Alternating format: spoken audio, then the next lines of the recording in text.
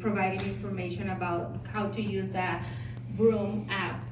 So, and when I came and I said, well, you need to fill this form, and it provides, your name and how many children you have and your address, personal information. As soon as they saw the forms, they said, no, thank you, I'm not interested.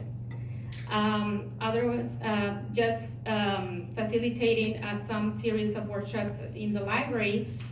They don't want to fill a survey. I mean, they don't want to fill anything. Any document.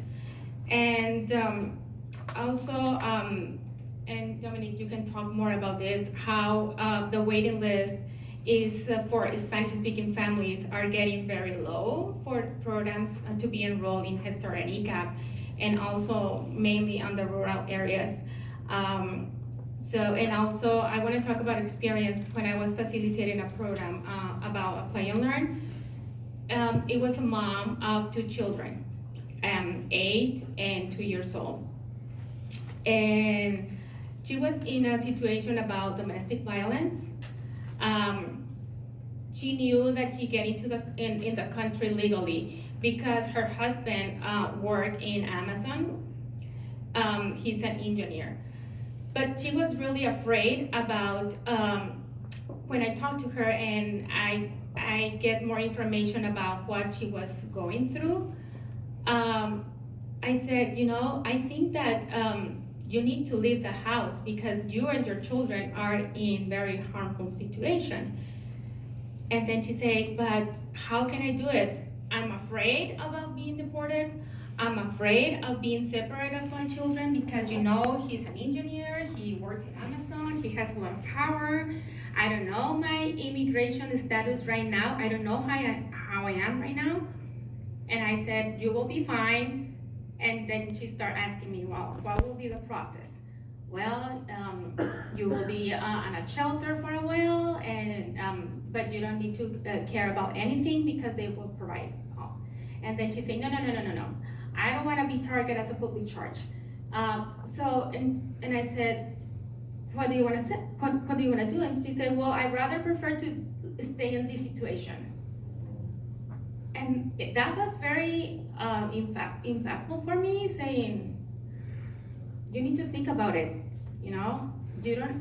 Don't let this fear get you. So I can work with you. So it was just building trust and saying you will have an immigration lawyer that will support you. And it was hard, but we make it. So now to say, she's still afraid. She's in a shelter. She's not, she knows that her status is legal in the country, and she's going through the asking for the green card as a resident.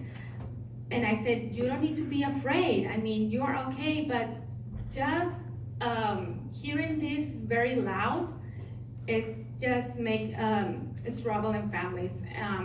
And then on a personal situation, when the shooting in El Paso, Texas, I was out of the TV for a long time, and I heard it directly from my priest during mass. I didn't realize how harmful this situation is, how this person is targeting specific people, right? So it was very powerful for me to hear what all the situation, and then is when I realized, oh, this is true, right? This is not something that you watch in TV, but it's not happening. No, it happened. And also because like a couple of days before, I was on a roll with my children, and then a car that was above us stopped, and then the passengers switched seats, but it was in the middle of the road. And then I tried to calm down, and then my daughter says, Mom, what is going on? And I said, nothing, that's okay. I tried to be calm, but in the inside I was like, what is going to happen? Is this guy going to shoot us or what? So I said, no, everything is okay. And then they just switch seats, and then says, Mom, I feel really bad. And I said, why? I thought that we will be in the middle of a shooting. So just hearing that on my own family, like, you never know if we say goodbye in the morning, but I don't know if I will see them again in the afternoon. So I think that he doesn't know the harm that is doing on families. It's really hard just to see how this is impacting in our children. It's not only adults. And even though we avoid the TV, even though we avoid news, it's there. Everyone is talking about. My son sometimes comes to me and says some specific things, and I say, where do you hear that? He said, Mom, it's everywhere. Everyone is talking about, even though we are not in the internet, even though we are not watching news, everyone is talking about how this person is targeting us, because how we look, because we are not white, because we are not rich, we are not wealthy. I mean, he doesn't want us here. But and then he said this, I mean, I know that you and Dad work really hard. I mean, we are not depending from the government. I mean, why he doesn't want us here? And just hearing that from a 11 years old person is like very touching. I can imagine how other families are struggling with war situations are. But I think that what we can do, honestly, I don't know what we can do.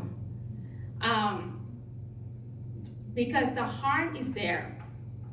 All these things are there, and it's no way to change the mind of people like this guy that came to El Paso, Texas and shoot all these massive, or in other places with other people of color. I mean, the harm is there, and I don't know if there is a way of change the mind of this.